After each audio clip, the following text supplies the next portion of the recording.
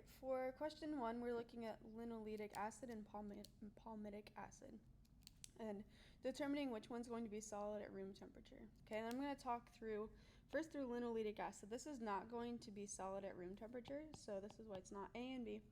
The reason this is because we have two double bond carbons. Carbon-carbon double bonds is what we call those. And when you have those, it's going to change the structure of the molecule.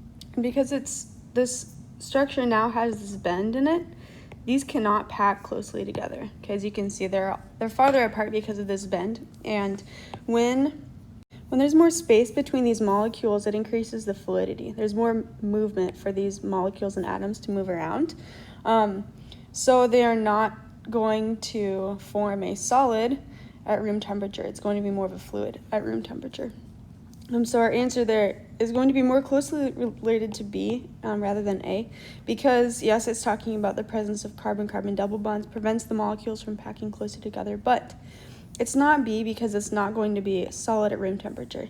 Our answer here is going to be C. Now, why not D? Because palmitic acid does not have any carbon-carbon double bonds. In D, it's talking about the presence of carbon-carbon double bonds, and when you see single lines going from the assumed carbon, okay, in this structure, this way that we draw a molecule, you assume that each of the angles is a carbon, okay? When you see a double bond, when you see two lines and then another one, then this is a double bond. There are none of these in this structure. So because we don't have carbon-carbon double bonds, the molecules can pack really closely together, okay? And then what happens when this structure is the temperature drops and these molecules slow down, they are going to form a solid more quickly because there's not as much room for them to move about. All right, now looking at question 2, which of the following best describes the structures of carbohydrates? All right, your answer here is not A. Why is that, Mrs. Schuessler?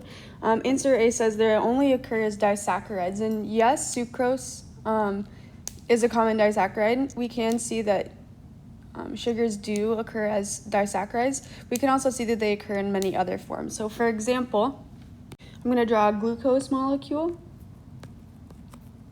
Oxygen. All right, we've got our OH, OH. We have OH, OH. No, I'm not expecting you to know the specific arrangement of these molecules, but just know this is glucose. Okay, and this is not a disaccharide, this is a monosaccharide.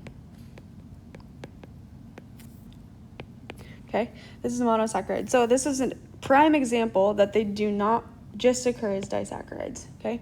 They can occur as disaccharides in addition to monosaccharides. So then let's look at C. Which of the following best describes the structure of carbohydrates? Not C. They do not just occur as long and branched structures. We can also see, using our glucose example, that we can a carbohydrates can occur simply as a monomer, or we can actually use what we call a glycosidic bond, and I'm going to erase my OH here. Oops. Okay, I'm going to use a glycosidic bond to make a disaccharide, okay?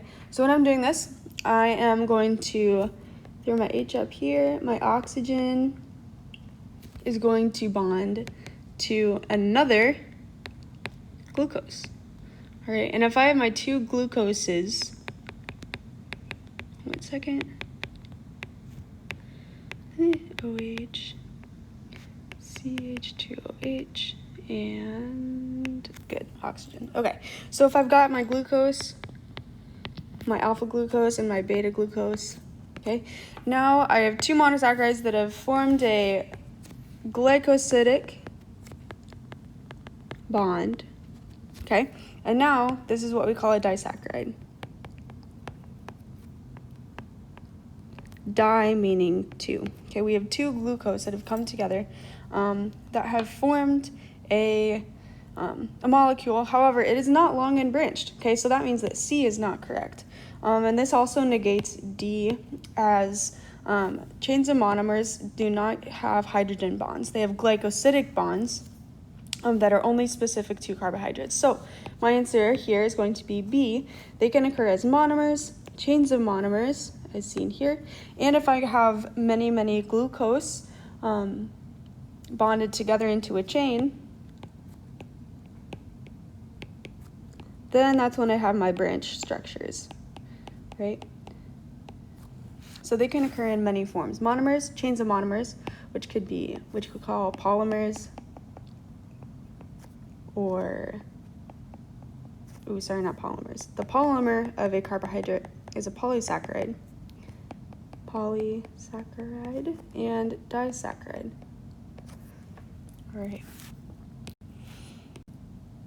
All right. Question 3, which of the following best describes how amino acids affect the tertiary, okay, this is the tertiary structure of a protein. All right. A, no. Why is it not A, Mrs. Schussler? Because the number of amino acids does not determine the tertiary structure.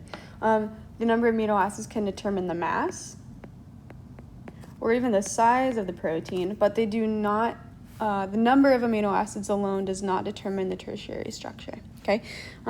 This is the amino acid sequence or numbers determines the primary protein structure.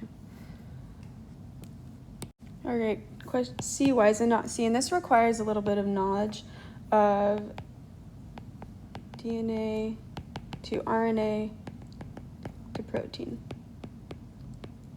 okay?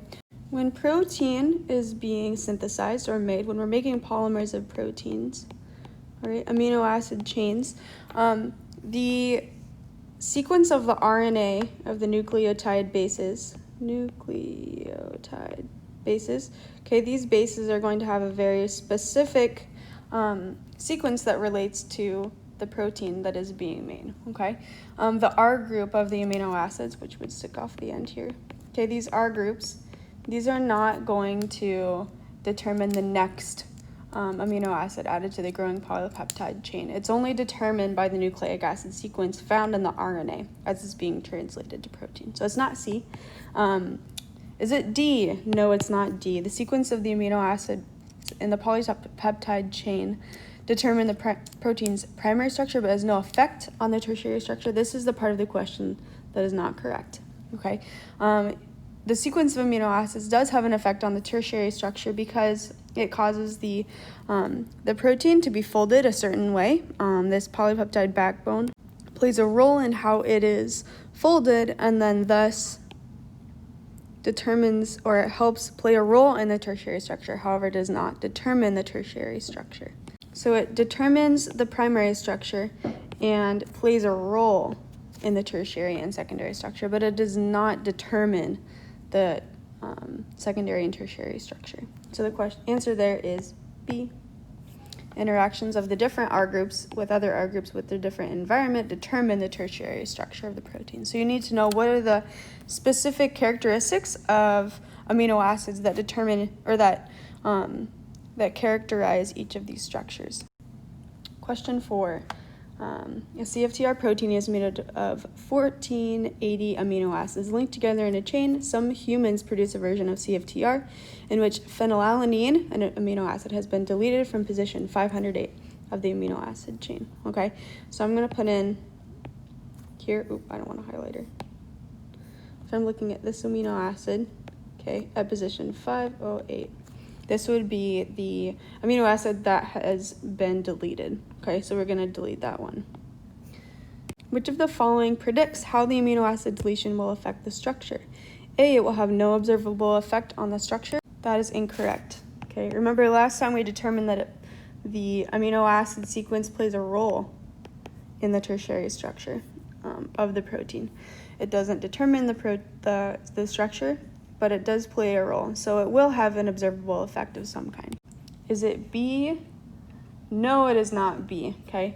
The primary structure will be affected because we deleted an amino acid. But remember, our primary structure does play a role in determining the secondary structure. Okay, and then the interactions of those R groups play a role in determining the tertiary structure.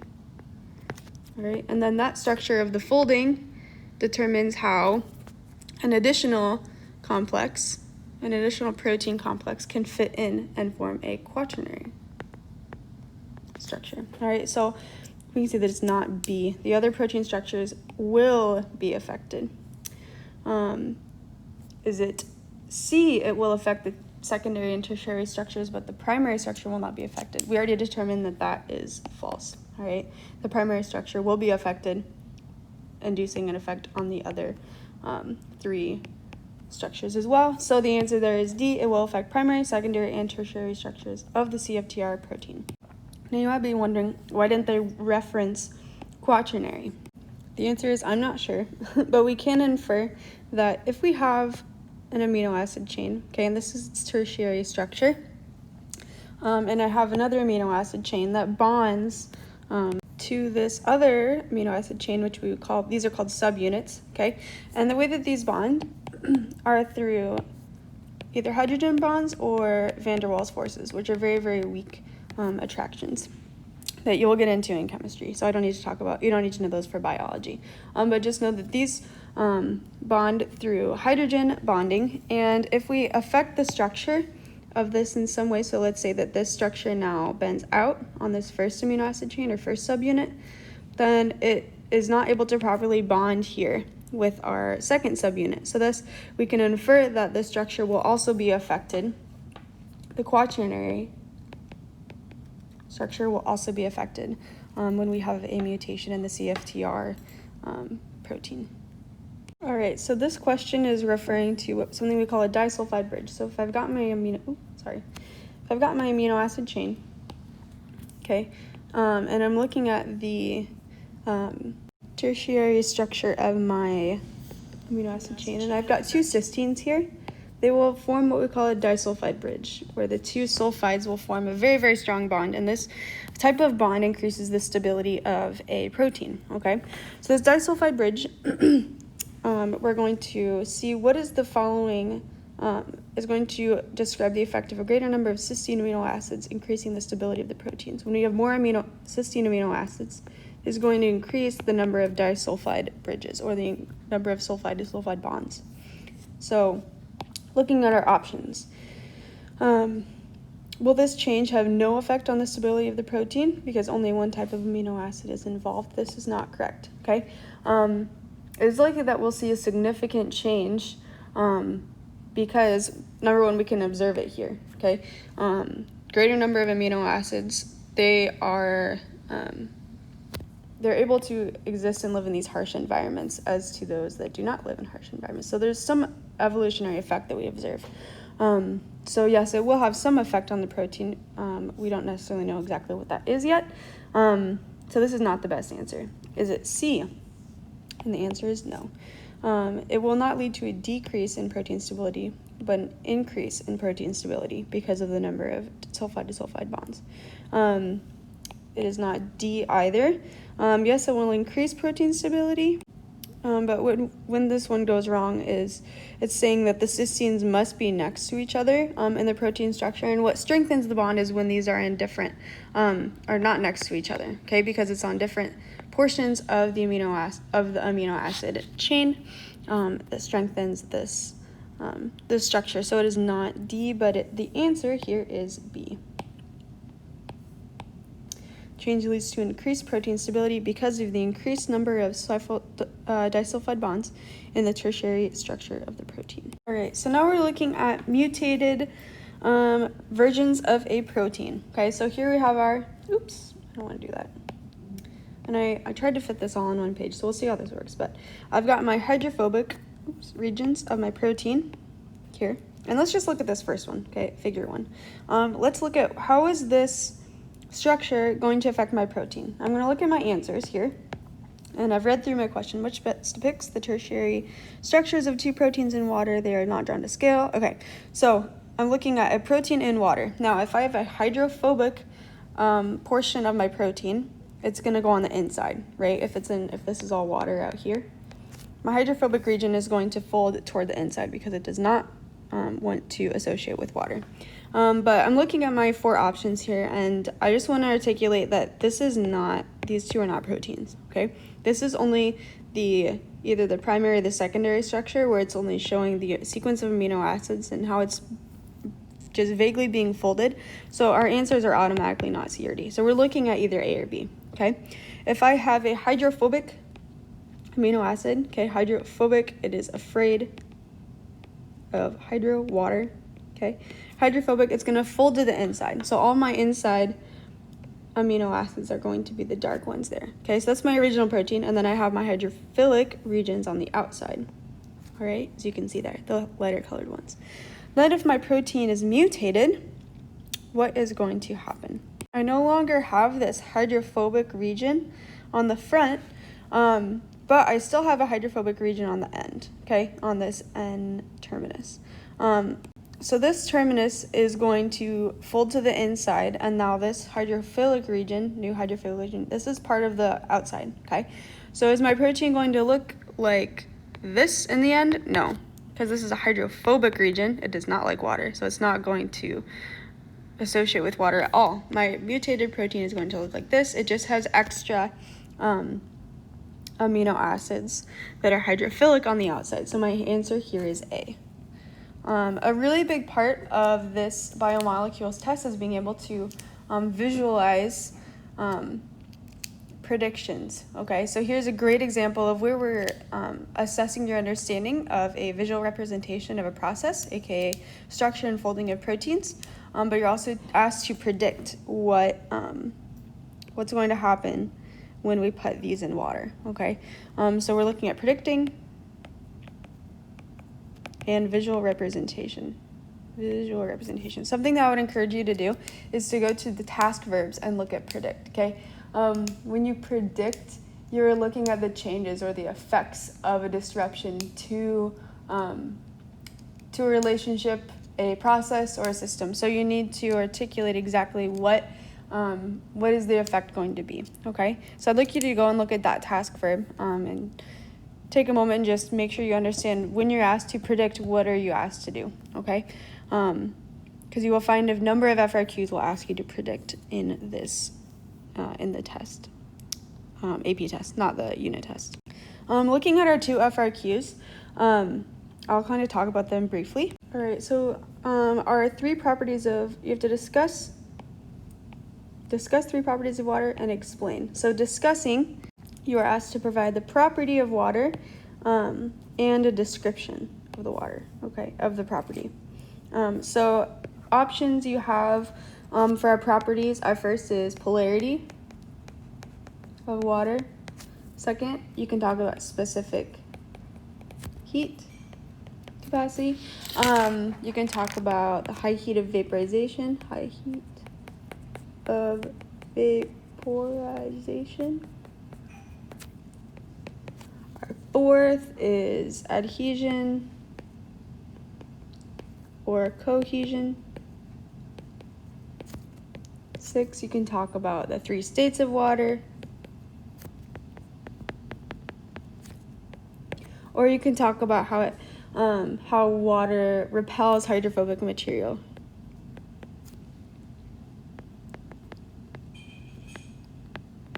So you get 1 point for the property, and then your second point would be the explanation or the description, the description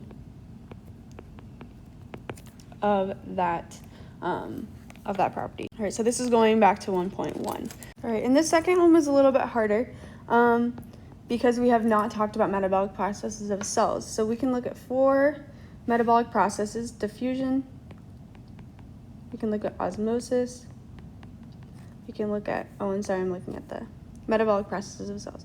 We could talk about water as a universal solvent or as a buffer. All right, so you would state the metabolic process in cells, and then you have a description of each and how water actually either moves materials through a concentration gradient. With diffusion, osmosis, it's moving water across membranes instead of, that's the 2 differences there. You can talk about ionizing or dissociating different materials as a solvent, or you can talk about water, the role it plays as a buffer by forming bicarbonate ions. All right, so 2 points for each of those. 2, 2, 2 comes to a total of 6, and then A is also 6 points. All right, so 12 points for that first one, so it's a lot. B, structure. Now this one's a little bit more close to home. The physical structure of a protein often reflects and affects its function. Describe 3 types of chemical bonds and interactions found in proteins. For each, describe its role in determining protein structure. I've kind of given you the point layout for this one. It's worth 6 points, 1 point for the bond interaction description, and 1 point for the description of the role. All right, so we're looking at the bonds, and I'm going to go over the bonds that we see in proteins. Okay, so in the primary structure, so I'm going to walk through the different structures. So primary structure or amino acid sequence, we have a covalent bond. Okay, describing what that is, we are sharing electrons. Okay, sharing. Okay, which then leads to the linking of amino acids. For a secondary, sorry, I don't know why it changed. Secondary structure, we have hydrogen bonds,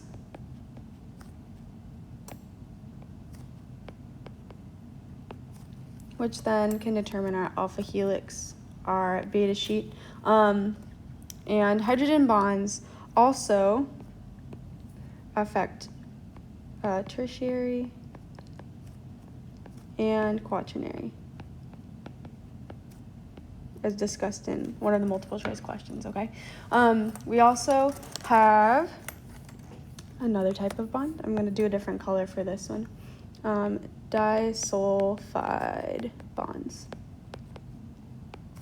All right, and this can be found in the tertiary, quaternary structures, okay? And remember that these disulfide bonds form between 2 sulfurs, which would be 2 cysteine amino acids. You don't necessarily need to know that it's cysteine, but just know that 2 sulfurs form a really, really strong disulfide bond.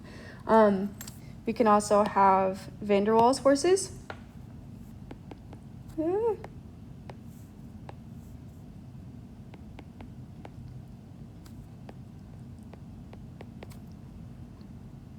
All right, and these are more looking at unequal electron clouds, okay? And this is in our R group, so very, very weak bonds, but they do affect the tertiary and quaternary structure.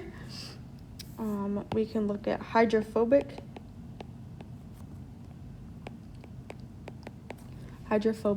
and ionic bonds, which have to do with our groups, all right? Our hydrophobic are going to have non-polar R groups because the R group doesn't have any change. So let's say our R group is just like 2 carbons, okay? 2 carbons, easy peasy. My R group is not going to have any change in polarity, and so it's not going to want to bond with water, which is also a polar molecule, okay? Ionic bonds form as a result of a charged R group. All right, and these are polar because it's going to want to form bonds in with other polar molecules, okay? So we've got this also affecting tertiary or quaternary, tertiary and quaternary, all right? So we've got our 4 types of, or I guess 1, 2, 3, 4, 5, 6 types of bonds. So you need to describe the type of interaction and then the role it plays in the structure, which is another point, okay? So 2 points each for each of the 3 chemical bonds, resulting in 6 points for this question, all right? And this question, I hope that it helps you understand the different types of bonds and how they relate to the different structures.